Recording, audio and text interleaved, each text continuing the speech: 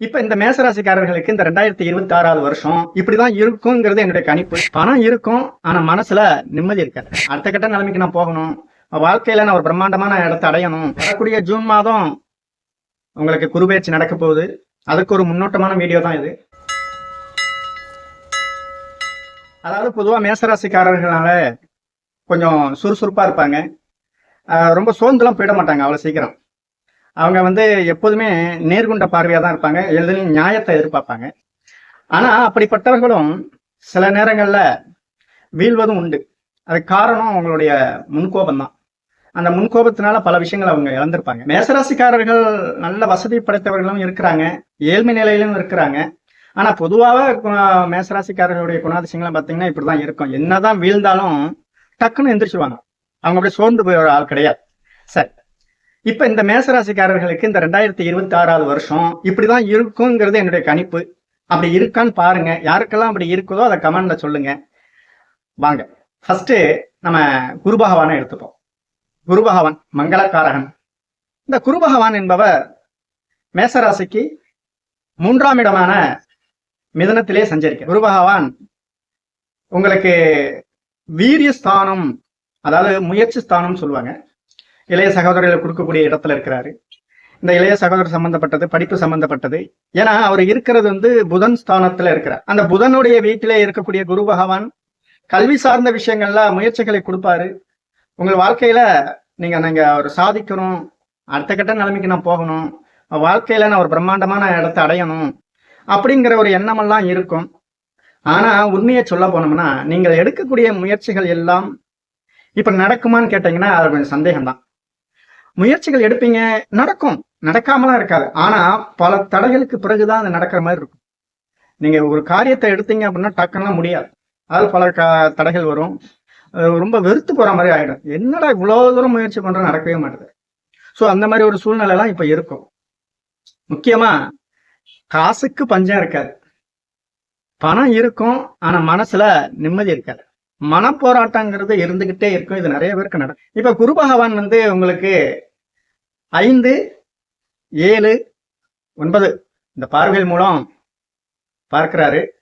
இதன் மூலம் பாத்தீங்கன்னா துலாம், தனுசு, கும்பம் இந்த வீட்டை தான் உங்களுடைய வீட்டிலிருந்து பார்க்கிறார்.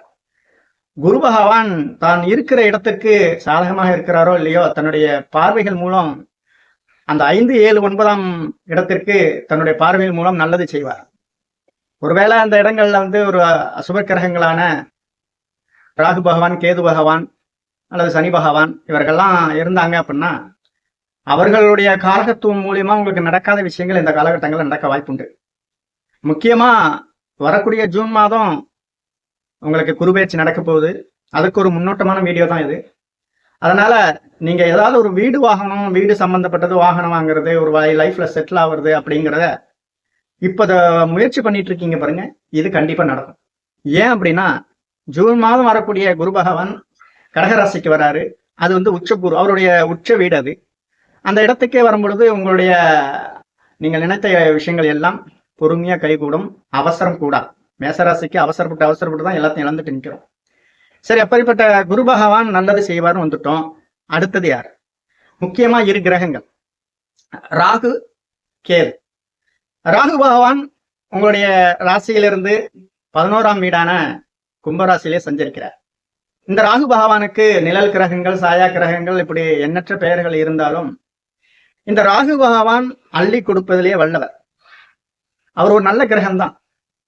ஆனால் அவர் 6ஆம் இடம், 8ஆம் இடம், 12ஆம் இடங்கள்ல இருக்கும் பொழுது உங்களுடைய சுய ஜாதகங்கள்ல மற்ற கிரகங்களுடைய அமைப்பு சரியில்லை அப்படின்னா, முடிந்த வரைக்கும் பலன்களை கொஞ்சம் தாமதமா கொடுப்பாரு, பலன் கொடுப்பாரு.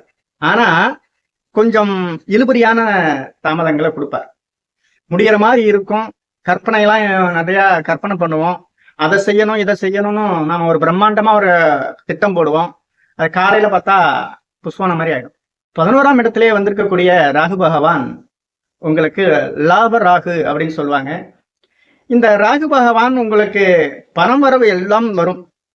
அதுல எந்தவித தயக்கமும் இல்லை, எந்தவித பிரச்சனையும் இல்லை. ஏதோ ஒரு வகையில பணம் வந்துகிட்டு இருக்கும். பணத்துக்கு பஞ்சம் இருக்காது. எல்லாம் இருந்தாலும் சரி, ஆனால் நீங்கள் சம்பாதிக்கக்கூடிய பணம் உங்க கையில் தங்காது.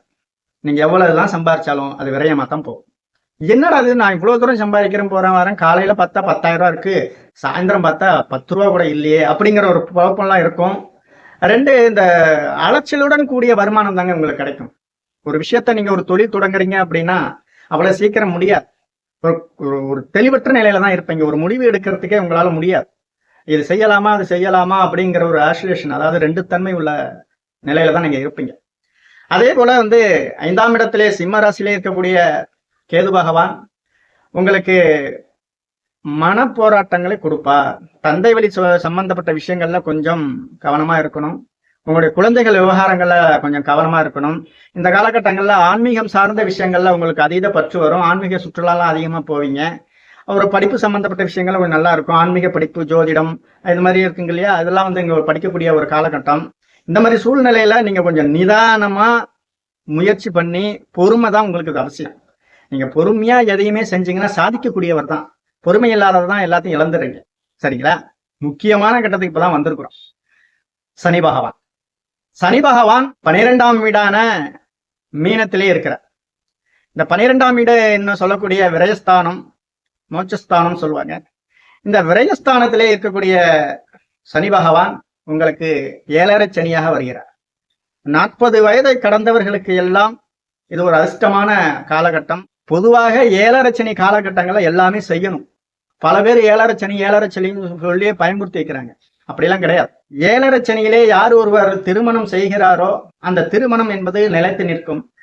7.5 சனி காலகட்டங்களில் யார் ஒருவர் வீடு கட்டுகிறாரோ அது நிலைத்து நிற்கும், சீக்கிரமா முடியும். ஏன்னா 7.5 சனிங்கிறது உங்களை பக்குவப்படுத்துவதற்கும் பாடம் படிப்பதற்கான இந்த காலம். இந்த காலகட்டத்துல விரயஸ்தானத்திலே வரும் பொழுது நீங்க செய்கின்ற செலவு எல்லாம் சுப செலவுகளாக தான் இருக்கும். ஒரு திருமணம் செய்ய வைக்கிறது, ஒரு வீடு கட்டுறது, இது மாதிரி செலவுகளாக தான் இருக்கும். என்ன ஒண்ணு, இந்த காலகட்டத்துல உங்களுக்கு கொஞ்சம் மன போராட்டம் இருந்துகிட்டே இருக்கும். பணம் வர்ற மாதிரி வரும், கொஞ்சம் லேட் ஆகும். தூக்கம் கெட்டு போயிடுங்க. தூக்கம் கண்டிப்பா இருக்காது, ரொம்ப கஷ்டம். ஆனா தூக்கமெல்லாம் இல்லைனாலும் போனாலும் வாழ்க்கை ஒரு வகையில நிம்மதியா தான் போகும். இந்த காலகட்டத்துல நீங்க செய்ய வேண்டியது, நீங்க சம்பாதிக்கக்கூடிய 1 ரூபாயா இருந்தாலும் முதலீடு செஞ்சிடுங்க. அதை கையில எடுக்காதீங்க. முதல்ல நீங்க என்ன பண்ணணும், ஒரு நகை வாங்குவீங்க, ஒரு இடத்துல இன்வெஸ்ட்மெண்ட் பண்ணுங்க, இல்ல ஒரு இடம் வாங்கி போடுங்க.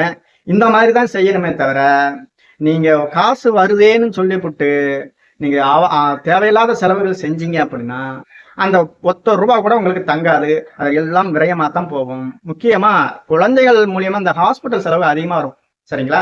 இதெல்லாம் கவனிச்சு இப்படிதான் இருக்கிற காலகட்டம், அதுக்கு தகுந்த மாதிரி நடந்துக்குங்க.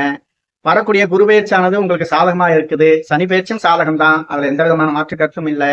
அடுத்தது ராகு கேது பகவானும் உங்களுக்கு நல்ல இடத்துல வர்றாங்க. அதனால இந்த மேசராசிக்காரர்கள் இனிவரும் காலகட்டங்கள்ல கவனமா இருந்து நீங்கள் சம்பாதிக்கக்கூடிய ஒவ்வொரு ரூபாயும் பத்திரமா பார்த்து செலவு பண்ணுங்க. நீங்க எவ்வளவுக்கு எவ்வளவு ஒரு முயற்சி பண்றீங்களோ, ஒரு தொழில் தொடங்கலாமா, இதெல்லாம் பண்ணலாமா போலாமா, தாராளமா தொடங்குங்க. வரக்கூடிய ஜூன் மாசத்துக்கு பிறகு நீங்க தொடங்குங்க. இதெல்லாம் நீங்க தொடங்க வேண்டிய காலம். சரிங்களா? இப்ப நான் சொல்லியிருக்கிற விஷயங்கள் எல்லாம் பொது பலன் தான்.